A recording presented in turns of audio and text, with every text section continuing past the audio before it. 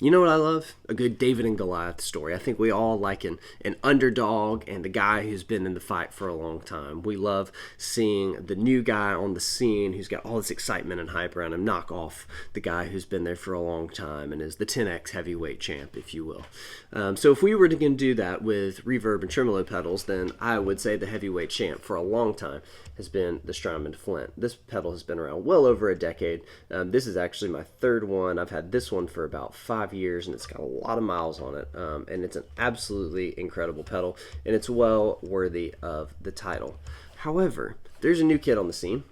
And while I don't think a fight comparison is necessarily the best one, because these do things a little bit differently, I do think that the Keeley ZOMA is a worthy contender for one of the best reverb and tremolo pedals. However, this also has something else up its sleeve that the Flint doesn't offer. So in today's video, I'm going to be comparing these two head to head.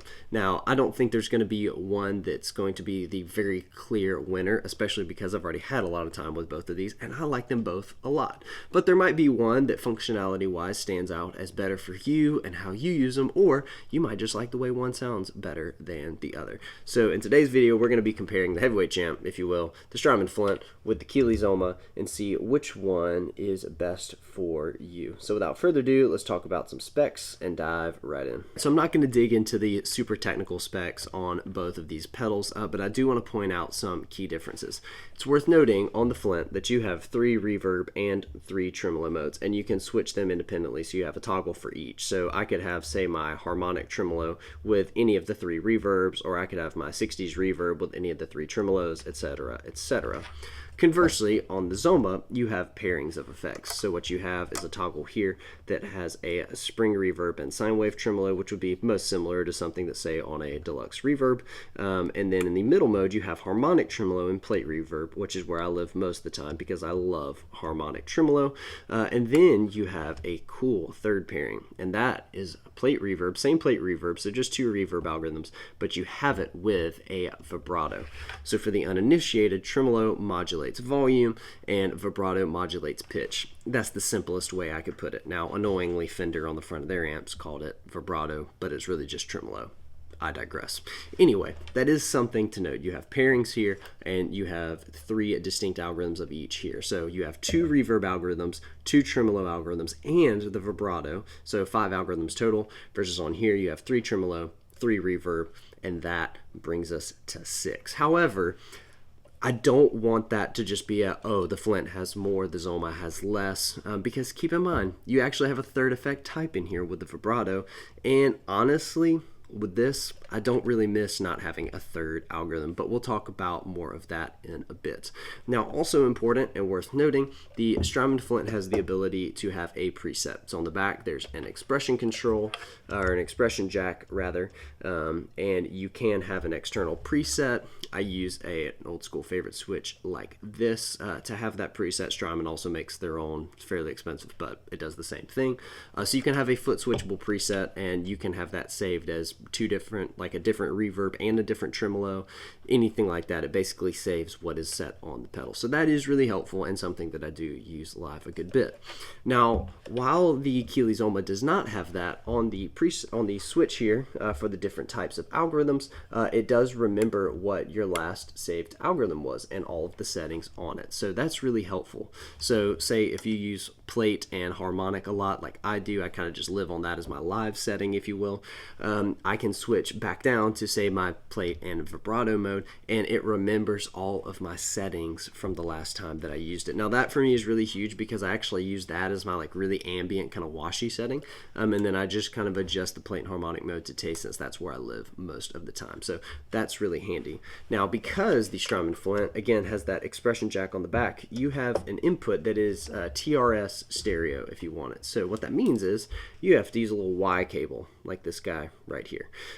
So it's a stereo end on this one, and then it's 2 mono from here. So if I had another stereo pedal, stereo outs from here, and then I have to go TRS into the Flint. Now, That's kind of annoying, especially if you know, forget your Y cable or you're running this with like a synth or something like that. It's worth noting.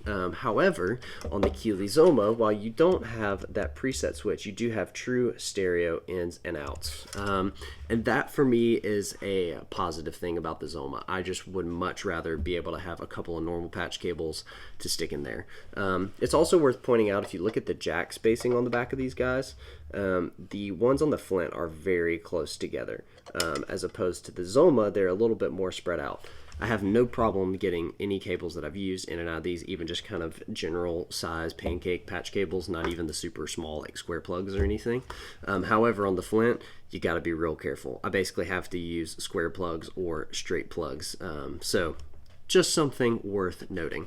Now, one other key difference between these two pedals that I think is worth pointing out, aside from the sound, which we're going to get into in a bit, is that the Strymon Flint requires 250 milliamps of power to run cleanly, which is not a huge amount by today's standards by any means, but still something worth noting, whereas the ZOMA only needs 150 milliamps. So depending on your power supply, you may be able to run the ZOMA without having to upgrade, or you may have a 150 milliamp or 200 milliamp slot that you could power the ZOMA with that you couldn't power the Flint with. So those are kind of the important key differences. They are both great sounding pedals, and of course we're going to hear a bit of what they sound like, and I'm going to give you some of my thoughts on each and what sounds I prefer on which pedal, and ultimately you can decide for yourself which one you prefer. So without further ado, let's hear some of what these sound like.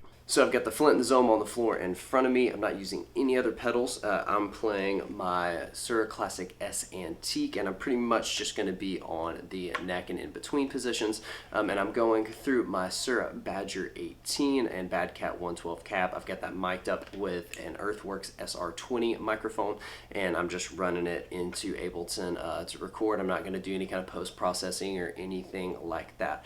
I'll let you hear what my clean tone sounds like, completely unaffected, and then what both of these pedals sound like. We'll compare the comparable modes, so I'll start with the reverbs. So we'll kind of go from the spring reverb to the plate reverb on the ZOMA. We'll do the same on the Flint. I'll also let you hear the 80s mode on the Flint, and how I kind of use the plate reverb on the ZOMA to do the same thing. And then we'll compare the tremolos, the sine wave to the 63 tube on the Flint, and the harmonic on the ZOMA to the 61 harmonic on the Flint as well. I'll let you hear the Photocell tremolo on the Flint, and of course that really cool pitch vibrato on the ZOMA. So without further ado, let's jump in and hear what they sound like.